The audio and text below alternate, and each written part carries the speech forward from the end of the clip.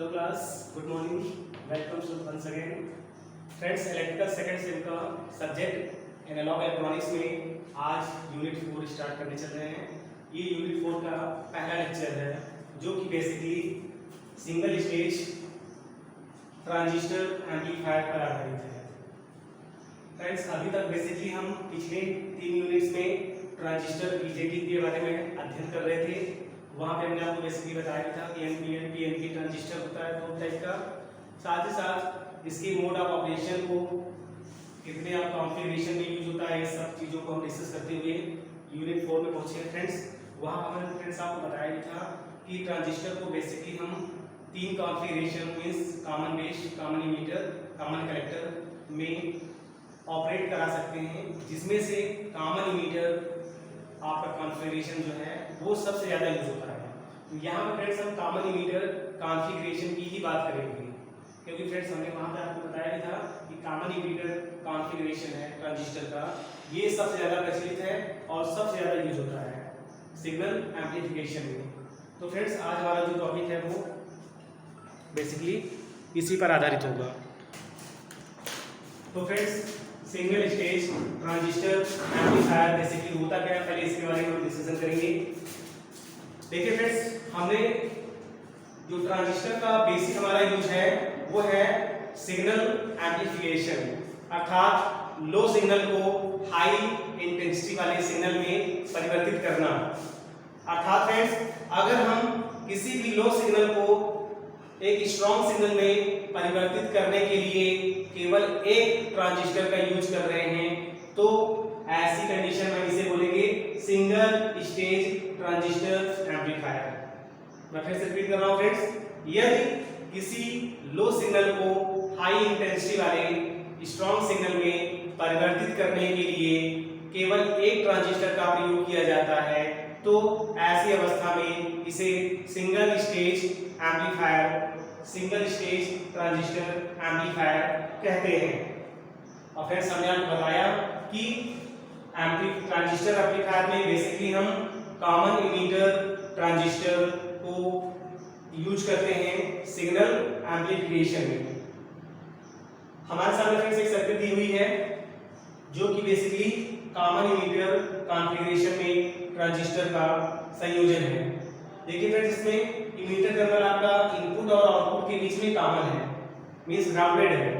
ये आपका input side हो जाएगा, ये आपका आउटपुट साइड हो जाएगा, और दोनों के बीच में देखिए फ्रेंड्स आपका इमीटर, ये आपका इमीटर टर्मिनल है, ग्राउंडेड है, अर्थात इनपुट और आउटपुट के मध्य इमीटर आपका कॉमन है। इसलिए क्या बोलेंगे इसको हम, ये हमारा ऐसा एम्पलीफायर होगा जो कि कॉमन इमीटर बेस्ड कॉन्फ़िगरेशन पर आधारित है। ठीक है फ्रेंड्स, इस कॉन्फ़िगरेशन में फ्रेंड्स देखिए आपका एसी वोल्टेज इनपुट सिग्नल के रूप में दिया गया है, अर्थात हमारा बेस, ये आपका बेस होगा फ्रेंड्स, ये आपका बेस है, ये आपका इमीटर है और ये आपका कलेक्टर है। बेस और इमीटर के मध्य हम इनपुट सिग्नल दे रहे हैं, बेस और इमीटर के मध्य इनपुट सिग्नल दिया जा रहा है, और कलेक्टर और इमीटर के मध्य अर्थात आउटपुट वोल्टेज प्राप्त हो रहा है, अर्थात जो भी परिवर्तन होगा फ्रेंड्स हमारा VCE में होगा। VCE क्या हो जाएगा फ्रेंड्स, यहाँ पे आपका आउटपुट वोल्टेज होगा जो कि V0 के रूप में दिखाया जा रहा है यहाँ पे, अर्थात इसी वोल्टेज में जो परिवर्तन होगा मेनली VCE पर परिवर्तन होगा। तो फ्रेंड्स देखिए यहाँ पे पहले हम इसमें जो कॉमन टर्म है उसको मैं समझा देता हूँ आपको।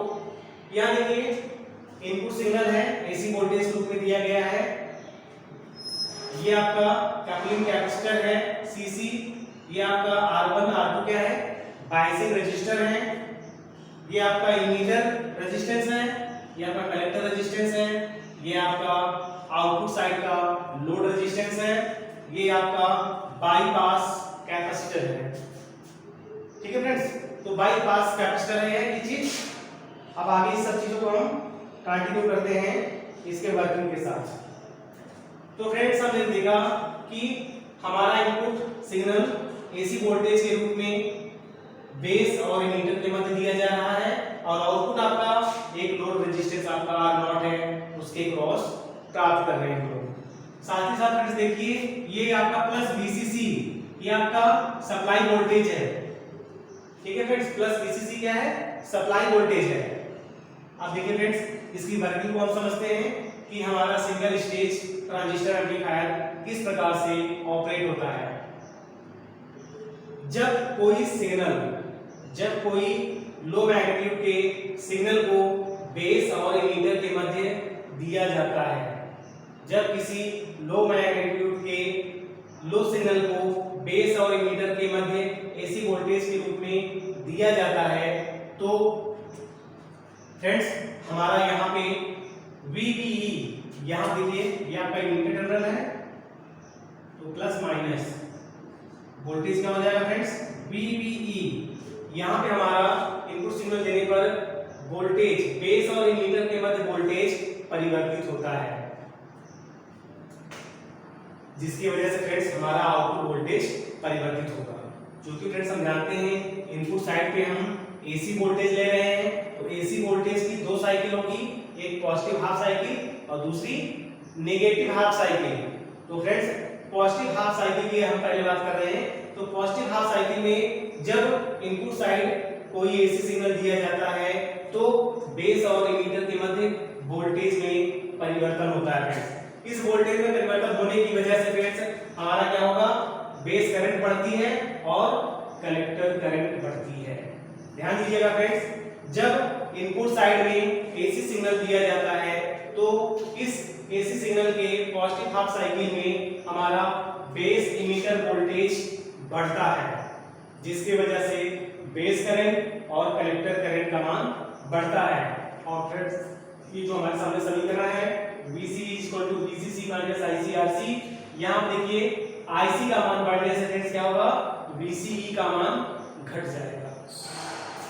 अर्थात फ्रेंड्स पॉजिटिव हाफ साइकिल में हमारा बेस एमीटर वोल्टेज का मान बढ़ने के कारण बेस करंट का मान बढ़ जाएगा, जिसकी वजह से कलेक्टर करंट बढ़ती है। इस प्रकार से हम देखते हैं कलेक्टर करंट बढ़ने से फ्रेंड्स हमारा कलेक्टर एमीटर वोल्टेज अर्थात VCE का मान घट जाता है। ठीक है फ्रेंड्स, तो ये फ्रेंड्स बात हुई हमारी पॉजिटिव हाफ साइकिल की। अब फ्रेंड्स हम बात करेंगे इसके नेगेटिव हाफ साइकिल की। इसी प्रकार फ्रेंड्स हम नेगेटिव हाफ साइकिल को भी एक्सप्लेन करेंगे। देखिए फ्रेंड्स, जब सिंगल स्टेज ट्रांजिस्टर एम्पलीफायर के इनपुट पर AC सिग्नल दिया जाता है तो इसके नेगेटिव हाफ साइकिल में इसका जस्ट विपरीत होगा फ्रेंड्स, अर्थात नेगेटिव हाफ साइकिल में फ्रेंड्स VBE का मान घटेगा, बेस एमीटर वोल्टेज अर्थात VBE का मान घटता है, जिसकी वजह से IB का मान घटेगा, जिससे कारण IC का मान घट जाता है और ओवरऑल आपका VCE का मान क्या हो जाएगा फ्रेंड्स, बढ़ जाएगा।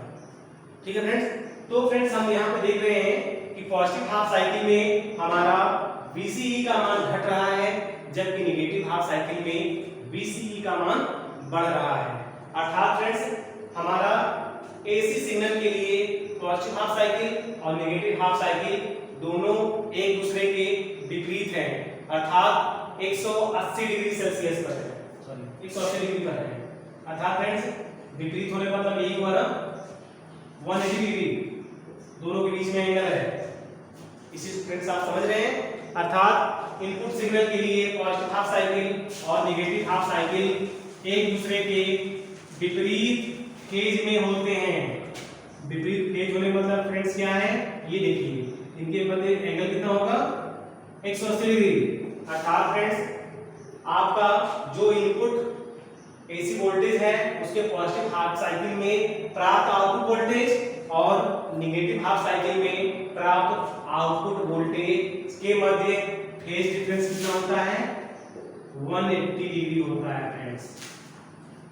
ठीक है फ्रेंड्स, तो फेज डिफरेंस का मान 180 डिग्री हो जाएगा, अर्थात पॉजिटिव हाफ साइकिल में आपका VCE का मान कम होता है, जबकि तो इस बार फ्रेंड्स हम देखते हैं कि इनपुट सिग्नल के AC वोल्टेज के पॉजिटिव हाफ साइकिल में VCE का मान घटता है, जबकि नेगेटिव हाफ साइकिल के लिए VCE का मान बढ़ता है।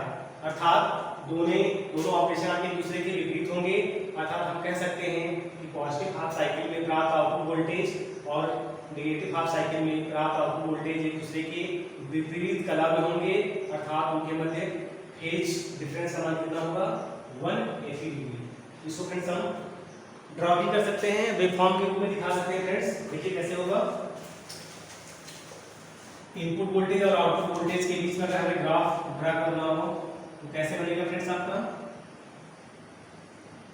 देखिए ये आपका इनपुट वोल्टेज हो जाएगा V इनपुट एसी के रूप में फ्रेंड्स, जो आपका V आउटपुट प्राप्त होगा जस्ट इसके विपरीत होगा फ्रेंड्स। ठीक है, देख रहे फ्रेंड्स, तो ये आपका V आउटपुट वोल्टेज हो जाएगा। ये आपका इनपुट वोल्टेज है, ये आपका आउटपुट वोल्टेज है, अर्थात इनपुट वोल्टेज जो कि एसी वोल्टेज के रूप में दिया गया है, पॉजिटिव हाफ साइकिल में जो आउटपुट प्राप्त हो रहा है और नेगेटिव हाफ साइकिल में जो आउटपुट प्राप्त हो रहा है, दोनों एक दूसरे के विपरीत हैं, अर्थात इनके मध्य जो फेज डिफरेंस होगा, कालांतर होगा, वो 180 डिग्री होगा। ठीक है फ्रेंड्स, तो फ्रेंड्स आज की क्लास हमने basically single stage transistor amplifier को डिस्कस किया। शेष क्वेश्चन को फ्रेंड्स अगली वीडियो में डिस्कस करेंगे। आज के लिए इतना ही, थैंक यू।